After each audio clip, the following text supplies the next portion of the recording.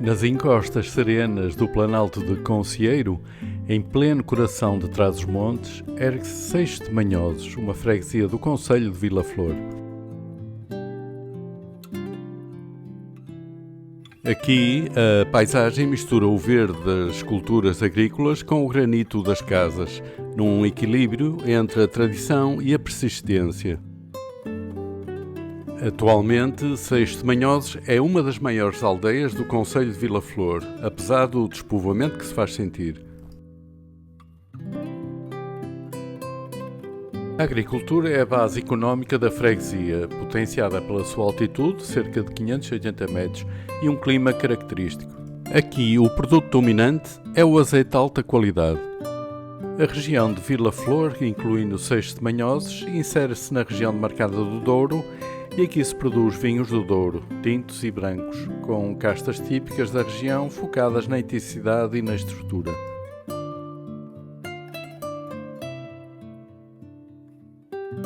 Ao longo dos séculos, apesar das partidas e das dificuldades, esta terra manteve-se viva, sustentada pela fé, pela memória e pelo amor dos que partiram e dos que ficaram.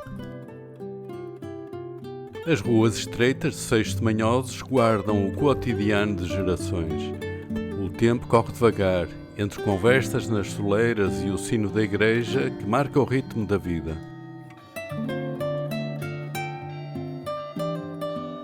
Aqui em Seixo de Manhosos, a Fonte da Lameira representa uma das origens da vida comunitária da aldeia. Ligada ao ribeiro, aos lameiros e às terras de regadio, esta zona foi fundamental para o abastecimento de água, para a agricultura e para o cotidiano da população ao longo de gerações. Mais do que um simples ponto de água, a Fonte da Lameira foi espaço de encontro, trabalho e convivência, acompanhando o desenvolvimento de Seixo de Manhosos enquanto comunidade agrícola do Vale.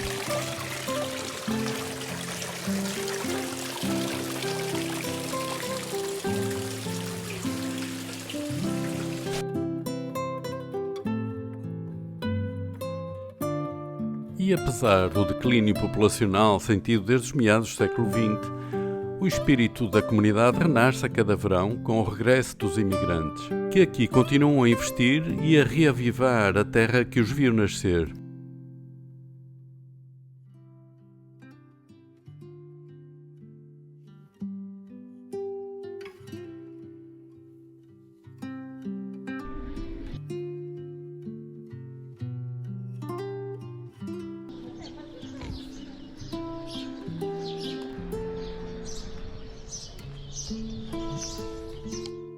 No centro da aldeia, o Largo de Santo António continua a ser o espaço de vida. Apesar das mudanças, mantém-se como lugar de passagem, de pausa e de conversa. O banco corrido, simples, ainda guarda essa função essencial: ver, esperar, partilhar. É aqui que se reúnem os mais velhos, que comentam vidas alheias, e observam os mais novos, que caminham em direção ao campo de futebol. A Capela de Santo António, discreta, resiste no meio do cotidiano. Ela guarda uma antiga placa com a data de 1669, pertence à família Maris e foi mandada construir por Dr. Lopes Pinto. A Capela de Nossa Senhora do Rosário é um templo de origem antiga, parece ter origem em 1718 por iniciativa da confraria local, uma antiga tradição religiosa da região. Num amplo planalto, com vistas panorâmicas impressionantes, ergue-se o Santuário de Santa Cecília. Um local de peregrinação e de lazer. É aqui que, no último fim de semana de agosto, se realiza uma das romarias mais concorridas da região, reunindo imigrantes e populares. Reza a lenda que a imagem de Santa Cecília apareceu numas silvas a um pastor da aldeia. Levada para a igreja paroquial, teimava em voltar ao local onde foi encontrada.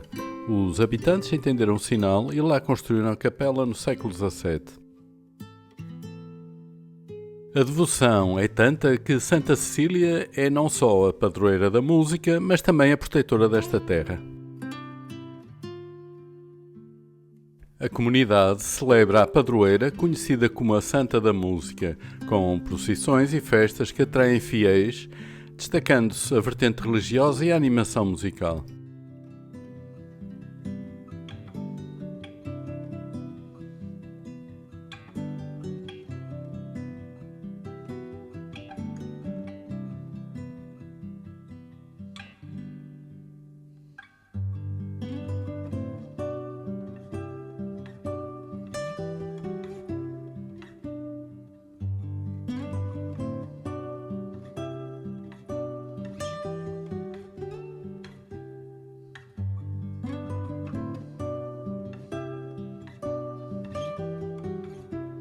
Santa Bárbara é a padroeira da aldeia, é símbolo de proteção e devoção. A sua presença acompanha os habitantes, mantendo viva uma tradição que atravessa séculos e reforça o sentimento da comunidade. E a sua festa é a 4 de dezembro. A Igreja Matriz, no centro da vila, está dedicada a Santa Bárbara. É um templo com uma história longa, com origens no início do século XVI, tendo sofrido várias ampliações ao longo dos séculos.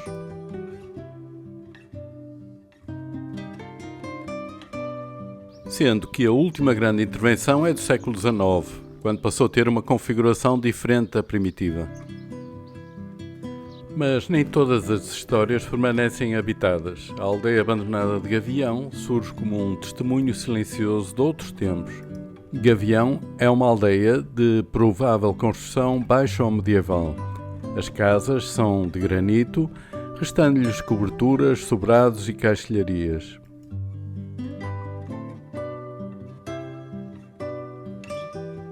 Abandonada há mais de 50 anos pelos últimos habitantes, a aldeia de Gavião é agora um local em ruínas visitado por aqueles que um dia deixaram lá as suas raízes. As casas em ruína e os caminhos esquecidos lembram-nos das mudanças inevitáveis da vida e da partida de quem procurou novos destinos. Esta foi a casa onde morou um casal que foram os últimos habitantes a deixar esta aldeia, que tinha apenas 13 habitantes.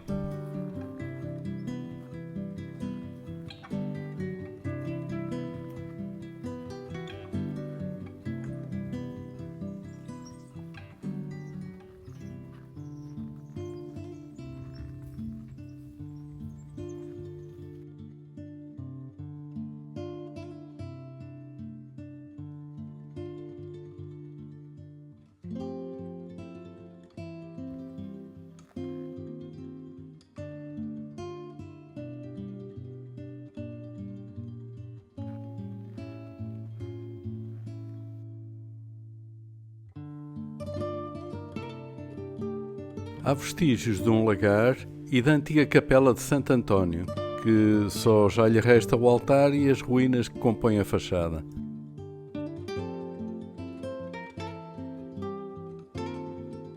Esta é a capela da Mãe do Criador e situa-se na entrada da aldeia, funcionando como um local de boas-vindas e de despedida. Esta capela é um ponto de referência para os imigrantes de Seixo-de-Manhoses que, ao longo de décadas, partiram em busca de melhores condições de vida. Na capela são celebradas pelo menos 2 missas anuais e a zona envolvente é palco de convívios e bailes, sendo um ponto de encontro importante, especialmente durante o verão, quando muitos imigrantes visitam a terra natal. Seixo-de-Manhoses é isso, um território de transição entre permanência e partida, entre memória e presença.